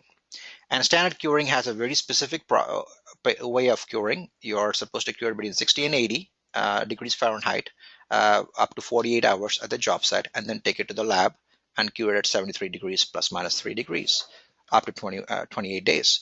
And really, that's a very standard environment, and that's the only way you can ensure that the concrete you ordered is the same as the concrete being supplied. Now, if you are curing it along with the project and you're expecting the same 28-day strength, now that can be a big variable. For example, now if you just cure it outside in January in cold weather, In 28 days, it's not going to get to 4,000 psi purely because of temperature, maturity reasons. A lot slower hydration and all that. It's not going to get the strength that you want. So clearly, I would say for durability purposes, I think cylinders should be standard cured. Now, field cured cylinders, their purpose is quite different. The reason why you're doing it is primarily for formwork release or maturity reasons. You want to figure out what time I should release my formwork. Then you need in-place strength, an idea of an in-place strength, not really standard cured cylinder strength. So for that reason, field cured cylinders, or maybe even something like maturity counts, like eye buttons or those sort of thermal sensors, are better. Okay. Again, for durability, my preference is standard cured cylinders. Now, there has been some performance. I know. I think Ontario DOT is very popularly has done. They go to coring, and they've done a lot of coring. They take cores of, and then they look at the cores for. They measured coulombs. They measured strength. They measured um, hard and air watt parameters as well. I'm not sure how practical that would be. I suppose you could, so even strength, you could go that way. You can core structures. That'd be a lot of coring. I don't know how agreeable that would be as a process. Okay, so next question. Whether specifying maximum cementitious count for applications which require reduced cracking is a good idea. Okay, requiring maximum cementitious content for applications which require reduced cracking. Um, I would say requiring maximum cementitious content instead of minimum cementitious content removes at least some of the problems that people have, like the way that I mentioned, like inability to optimize mixes, inability to reduce standard deviations and take advantage of it. So it removes some of the problems. Okay. Now, but on the other hand, if you specify a maximum cementitious content, and there are situations where it had to be increased specifically for maybe an early age strength requirement, for example. I cannot fully think around that idea yet. That could be a problem. If you have 400 pounds cement content, and is maybe you have to increase a little bit for in cold weather, for example, to meet certain strength requirement, that could be a challenge. Purely going to performance is always the preferable way from my point of view. And if you really want to reduce cracking, as you are saying you want to, perhaps you want to look at shrinkage. Maybe that may be adequate to get to where you want to get to. And but definitely maximum cementitious content is a little bit better compared to minimum cementitious content as a prescriptive requirement.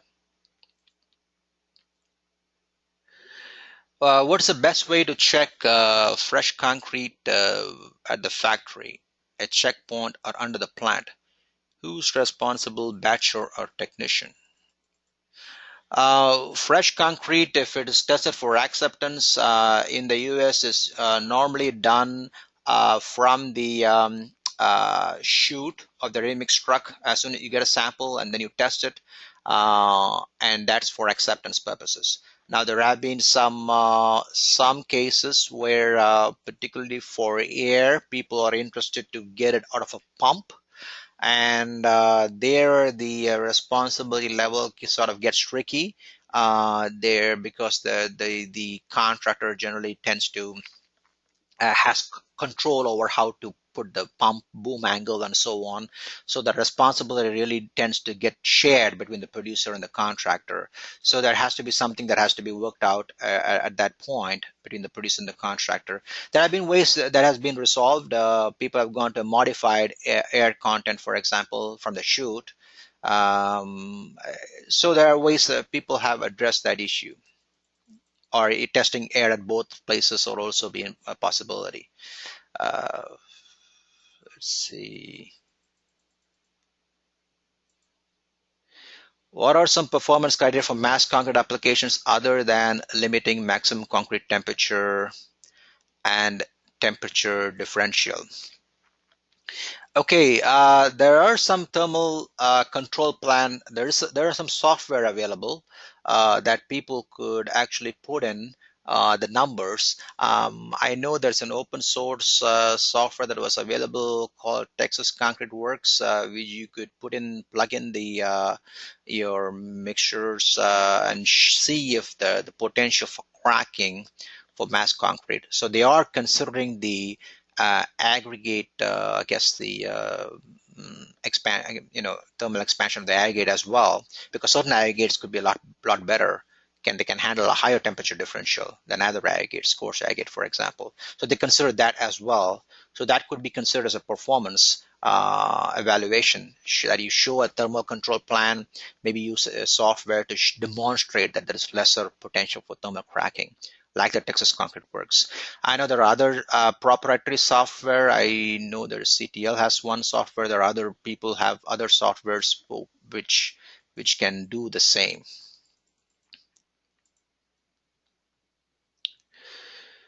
For the DOTs that have gone to combined gradation, how do they verify in the production the gradation is achieved? I don't know.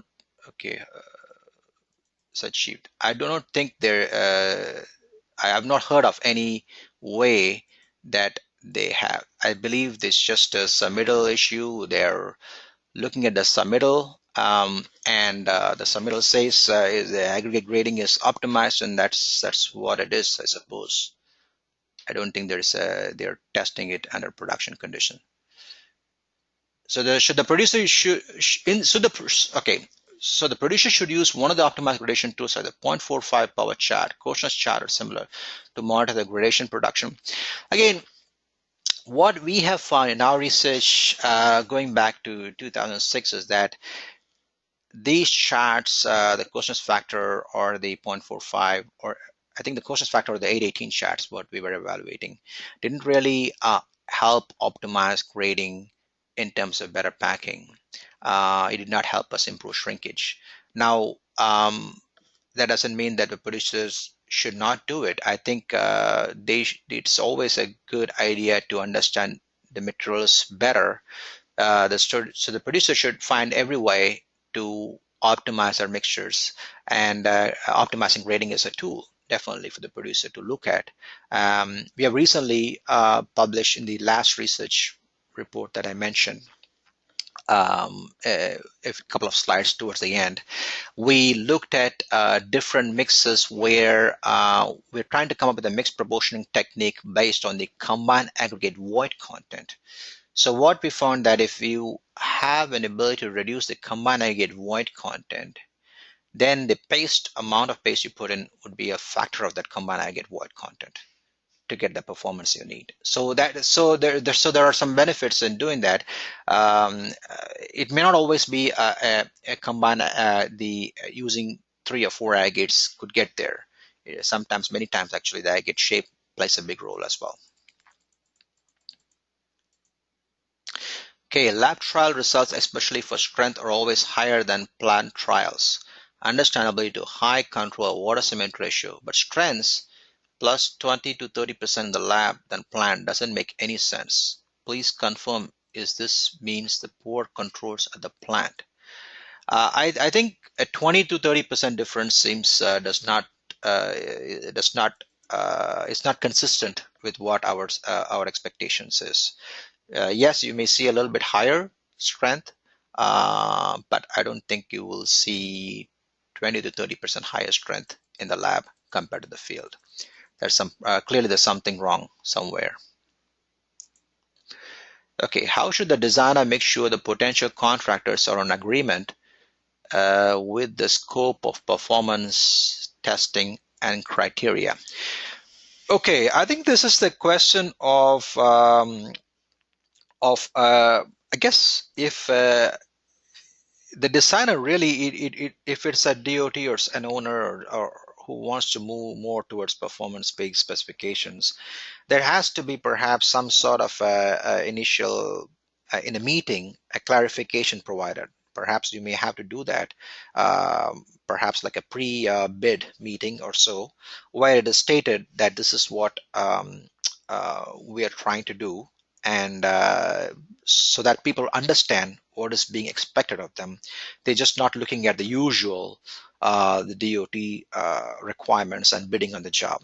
And this is not uncommon because when I was in Texas, for example, TxDOT wanted to implement their ASR criteria for mix selection, and they held some of these meetings so that they everybody, the contractors, producers, and so on, are clear about what the specifications requirements are, and then they implemented the Coulomb number, the RCPT. And when they implemented it, they did not required as a acceptance criteria. They just were tracking it for a while. So maybe some things like that may be needed initially for different for some cases. And I know many DOTs are probably familiar with dealing with that situation. How do we assure field performance if we don't test for durability in the field? Well, we are testing durability of concrete that is cylinders that are supplied to the job, right? Concrete that is supplied to the job. So we're making cylinders out of that and testing for strength, standard curing and testing for strength. Same way we are standard curing and testing for coulombs or resistivity. So yes, we are testing concrete that is supplied to the job. It's just that we're doing standard curing, and we're already doing it for strength, and so what we're proposing is not different from strength. What we're doing for strength. Can we get a copy of the presentation? Yes, you will get a PDF of the whole presentation by email. It's not cost effective for small producers on small projects to test to performance specs.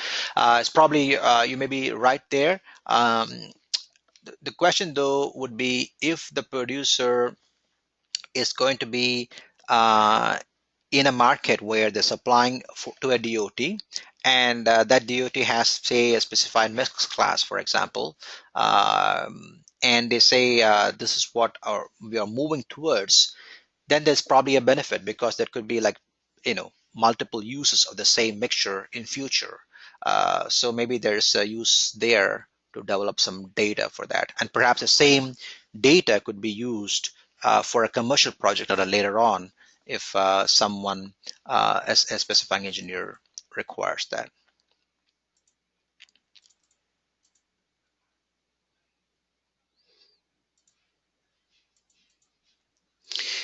The statement regarding aggregate grading changing with handling are correct, but aggregate grading should be checked at point of use for adequate QC.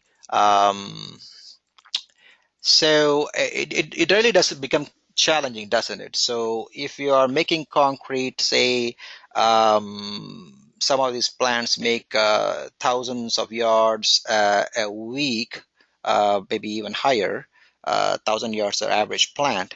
So how often are we testing grading, and are we testing grading of the fresh concrete? Are we taking fresh concrete out, and then you're removing the paste and testing the combined aggregate grading, because that would be the perfect way, right? So you may have to do it every day. So it becomes a little complicated. So whatever way you test grading, there will be questions whether this was the one that was supplied, right? So that will be a challenge. What have you found to be most effective for reducing shrinkage? Internal curing, low water cement ratio, or admixtures? So low water cement ratio, clearly it's a very tricky thing. Now, if you're getting, say, a 0.40 water cement ratio with 700 pounds cementitious, clearly you're not getting low shrinkage. Okay, that should be clear, because you have a very high paste volume, then that's not very good to achieve low shrinkage.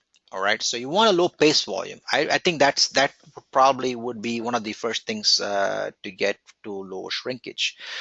Shrinkage reducing admixtures would also be effective, but the first thing would be to get low paste volume, and you can get low paste volume by using the largest aggregate size, coarse aggregate size you can possibly get to. Okay, and not really requiring a low water cement ratio. just require the strength, and hopefully and do not, in other words, if you require a 0.40, the producer is forced to put a higher cement factor mix. So that may lead to a higher shrinkage. Now, shrinkage reducing admixture is effective. It does reduce your shrinkage values. Internal curing, again, it's been more effective at helping reducing autogenous shrinkage from what I have found. So perhaps if you're dealing with 0.45 or below, or more like zero point 0.4 or below, internal curing is very effective. But if it's over 0.45 or thereabouts or over, um, I'm not sure how much more effective it'll help in reducing free shrinkage. Autogenous shrinkage, yes, but again, autogenous shrinkage is not significant when you're dealing with mixes that are over zero point 0.4 or so. Unless they have silica fume, for example, then yes, probably yes. Very good seminar, thank you. Temperature about 12 to 17 degrees centigrade, the surface of concrete cylinder after fifth technician. So I think this question seems to be more not related to performance. So if this is something that comes up later, you can always email me.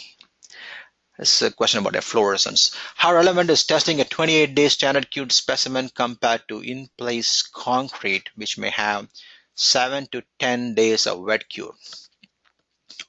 Okay, so I guess the question is, what are we? I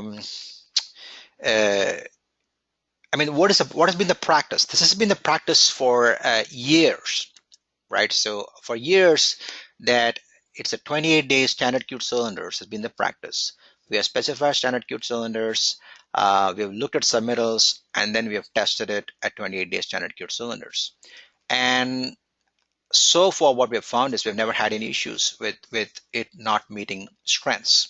That's one thing to consider, right? There's structures generally are not collapsing because of lack of compressive strength, right? So the other issue is a 7 to 10-day wet cure good enough for getting sufficient strength? Now, what people have found is that they have taken cores of concrete columns, and this is going back to they've taken cores and they've gone to high ages, and what they've found is that really the strength has not really dropped. The strength has actually continued to increase even though there has been very little curing of the column as such. Perhaps in many cases there was only 1 day curing or just 1 day of formwork, and then it was released, because the issue is it's not the really surface concrete but more inside in the interior. There's still sufficient humidity for the hydration process to continue. Okay, so that has been found to be sufficient, right? So I wouldn't be worried too much that my 7 day or 10-day wet cured concrete is not sufficiently strong enough or even durable enough. Even for a durability standpoint, where it's probably more critical than strength, I would say a 7-day or 10-day wet cure is sufficient probably, compared to let's say in many cases they're probably not even curing in some of the commercial structures. Now that's a concern. I would be very concerned about durability in that situation, if durability is a concern for that application. uh, yes, so definitely 7-day moist cured at a minimum is a very strong advice for achieving lower permeability concrete.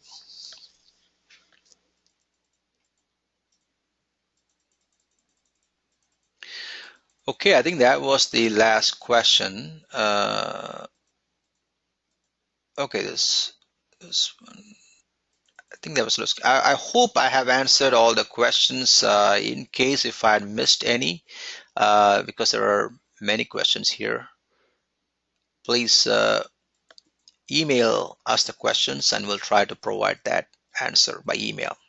Okay, it's past 1 o'clock Eastern. You've been very good audience, and patiently listening to everything, and Thank you for that.